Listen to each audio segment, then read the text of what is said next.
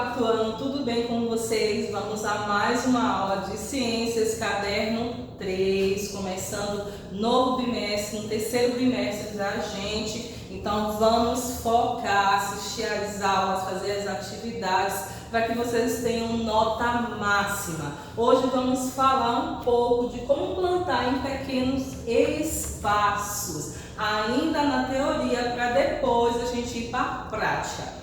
Então hoje vocês vão ter a teoria de como plantar em pequenos espaços para depois a gente de fato fazer essa plantação, fazer essa hortinha. No livro de vocês, livro 3, tá? Apostila 3, caderno 3, na página 283, está falando um pouquinho sobre esse conteúdo.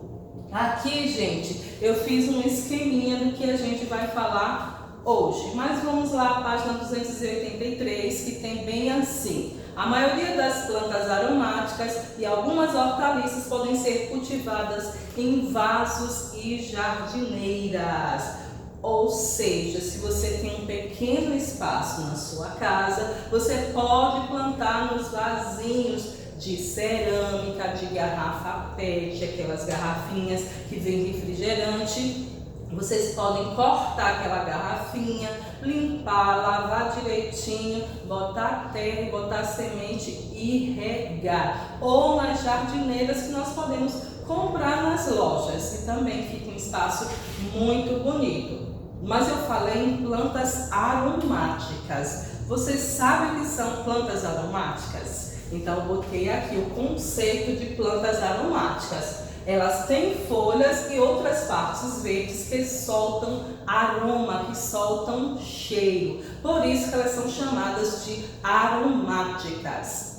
Aqui eu tenho exemplo de plantas aromáticas e condimentares. Como assim aromáticas e condimentares, tia?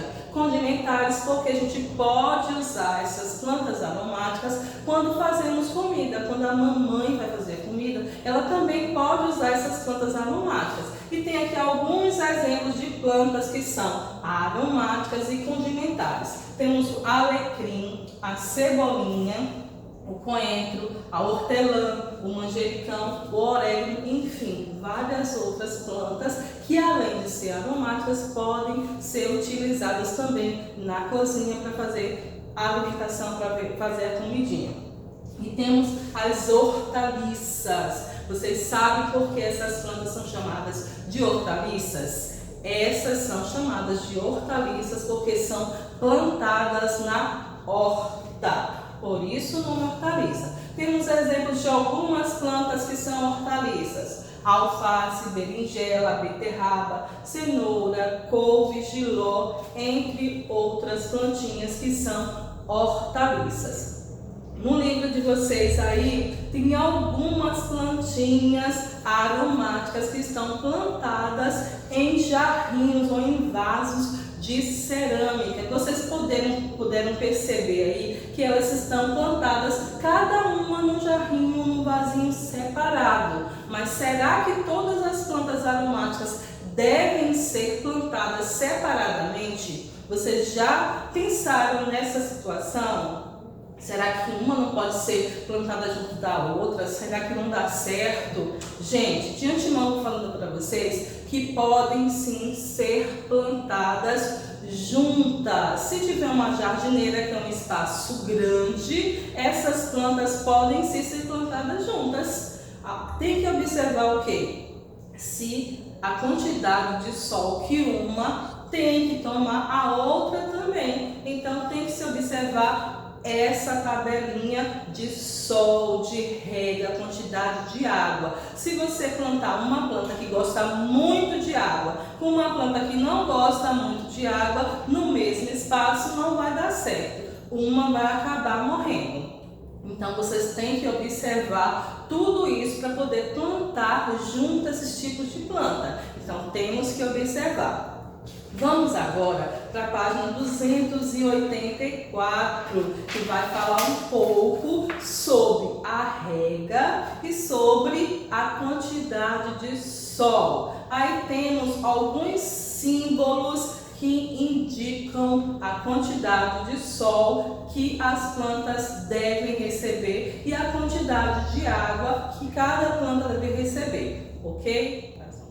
Então, gente, aqui temos os símbolos que indicam a quantidade de sol e a quantidade de água que as plantas precisam. Temos o primeiro símbolo aqui que é um sol, né? Mas o sol não está forte. Isso indica que essa planta precisa de sombra, ou seja, para plantas que não toleram muito sol, ou seja, o sol direto, mas precisam de luz indireta pelo menos durante 3 horas por dia. Então, toda vez que você pegar um saquinho de semente que tiver essa indicação, quer dizer que essa planta não tolera muito sol, ou seja, aquele sol direto, o sol o dia inteiro em cima dela. Ela precisa de sombra e precisa de pouco sol. 3 horas diárias já está excelente para esse tipo de planta.